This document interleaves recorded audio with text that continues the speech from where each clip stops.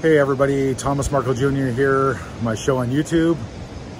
I hope everybody is faring well and doing okay. I know it's been a very emotional week for everybody. Very, very, very sad, very, very sad. It's something that we'll never be able to get used to and digest. So anyway, I just want to let everybody know I'm still here. Still plan on doing videos and carrying on with the show, but letting everybody know that I did Dan WOOTTON a little while ago, tribute to Her Majesty the Queen. It went very well. It was my sister and I, Samantha, paying our respects on Dan WOOTTON. So it was a very, very good show, and I'm going to include it in this video. And that's about it, everybody. I will be back, and we'll give a few more days respect until all this is passed. And you know, seriously, I mean, I was a little choked up during the Dan WOOTTON show. It's very hard to come up with predetermined answers for questions, etc., but I did the best I could. And the most amazing respect for Her Majesty. God rest her soul, and I hope she's in an amazing place with Philip and looking just, she'll live forever in my book. And long live the king. All right, enjoy the video clip from Dan, and I'll be back shortly.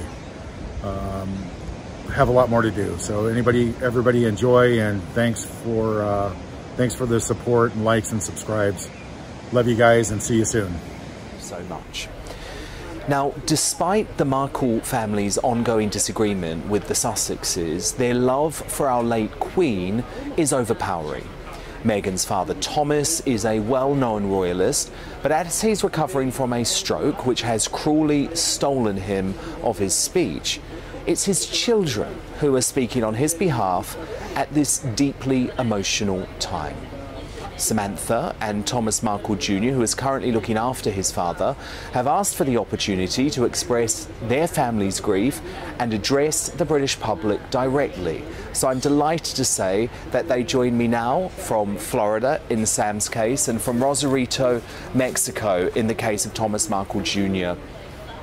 Thomas, tell me, how did you learn of the news of the death of Queen Elizabeth II, and how did you inform your father of the news?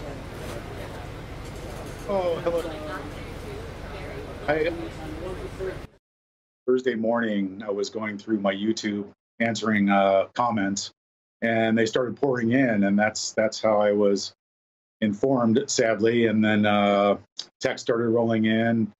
So it was a very shocking morning, because it just didn't feel right anyway. Something was off. And then immediately I picked up the phone and called Dad, and he had already been informed as well. It was a very sad morning. How did your dad react, Thomas? Dad was and still is upset and sad about it, as we all are. We feel as though we have, you know, some sort of a connection to you know, the late Queen and the British people, and you know, on behalf of him and myself, you know, our deepest condolences go out to the late Queen and the entire, everybody in the UK. Samantha, it's so nice to speak to you. Unfortunately, not in great circumstances tonight.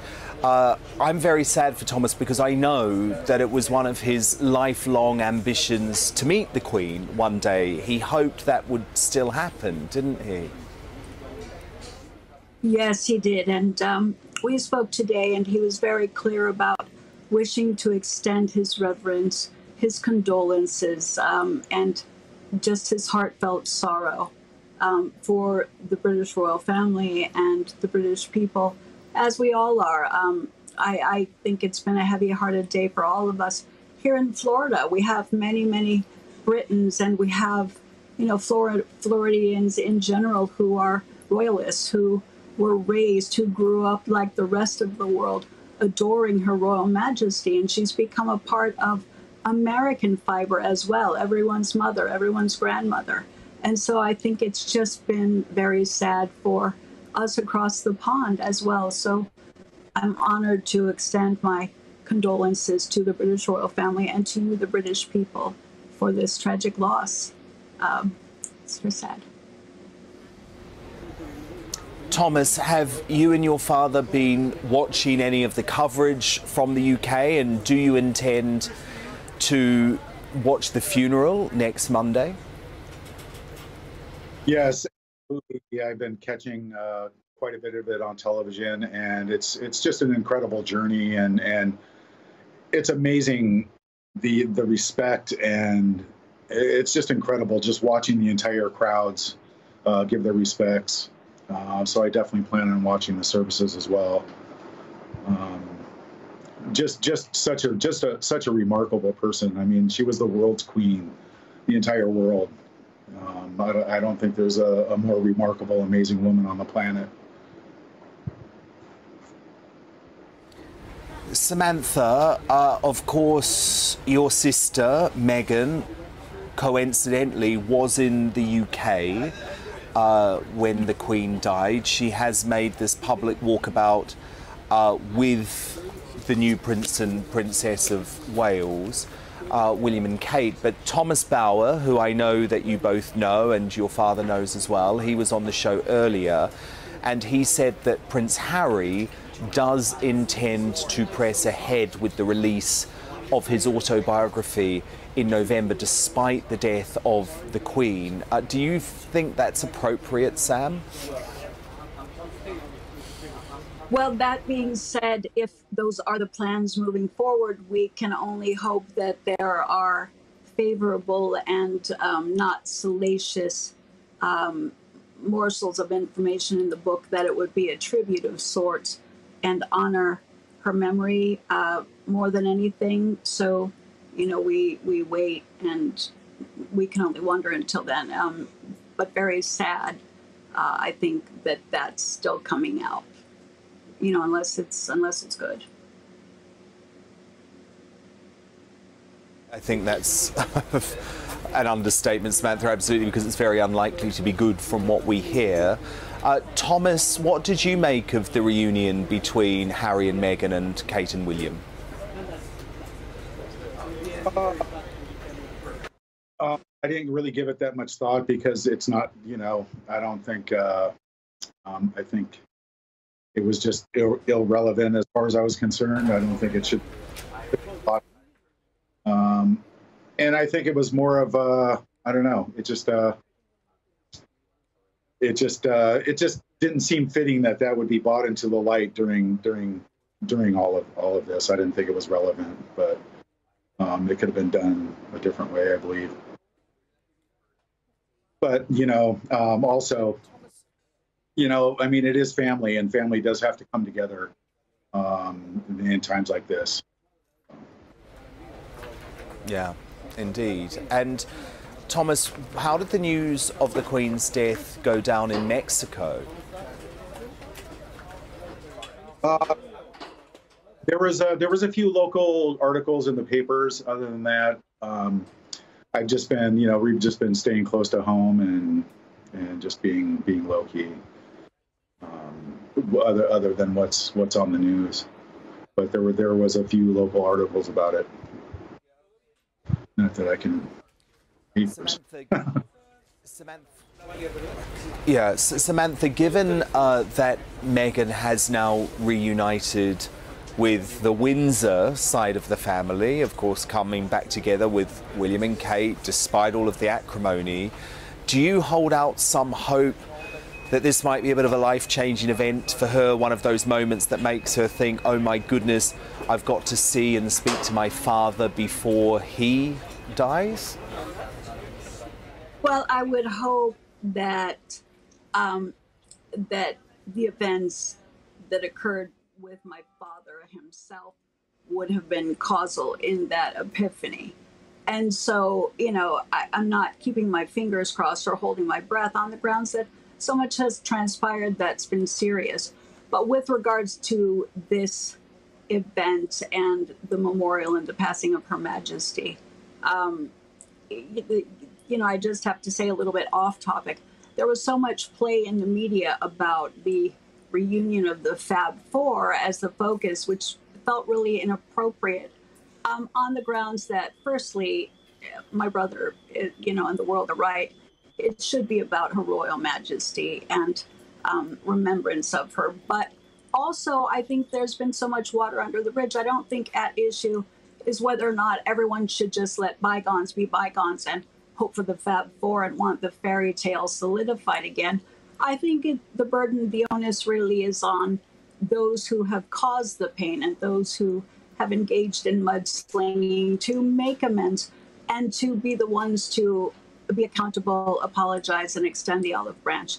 I think that can't go to the wayside.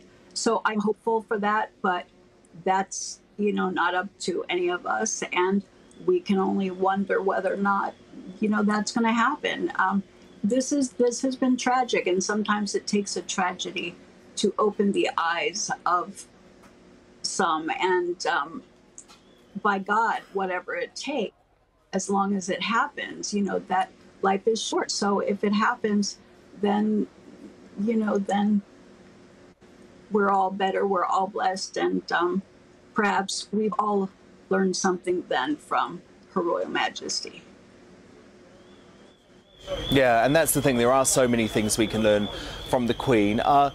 Sam, I just wanted to talk to you because I know you're in Florida. A lot of the sort of liberal left-wing American media, the New York Times, the Washington Post, CNN, has been very disrespectful over the past few days of Britain, of our monarchy, of the Queen, of William and Kate as well, the new Prince and Princess of Wales. And one CNN report, they were simply dismissed as, oh, those other royals, because they were so focused on Harry and Meghan. I spoke to Rudy Giuliani on the show last night, though, and he said that very small elite section of the American media does not represent the wider feelings of the American public, who are actually very affectionate towards the Queen, very pro the monarchy. Do you agree with that sentiment, Sam?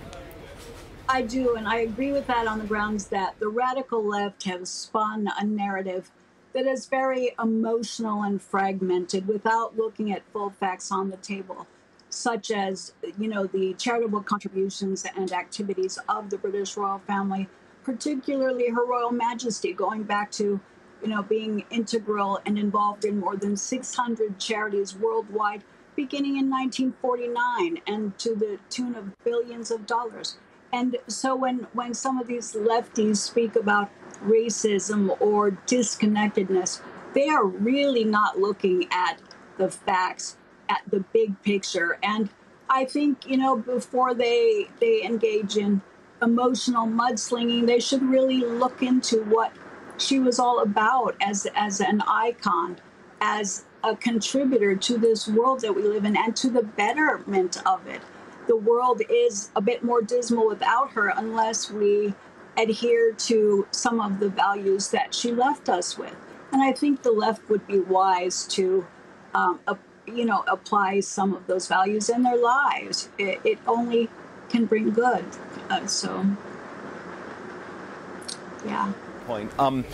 Thomas, finally to you. Obviously, we're following very closely the progress of your dad. How is he doing? We're still determined, of course, that he'll make that visit one day to London. Yeah, I did the other day, actually. Dad plans on definitely making the trip. He's doing very well, making more progress all the time, which is great. So we definitely do want to make that trip and get over, and definitely looking forward to it. We also wanted to say deepest love and sympathy to Charles, and compassion for Charles and the entire royal family as well. Absolutely. Well, look, really beautiful stuff. Thank you so much to Samantha and Thomas Markle Jr. paying tribute to Queen Elizabeth II.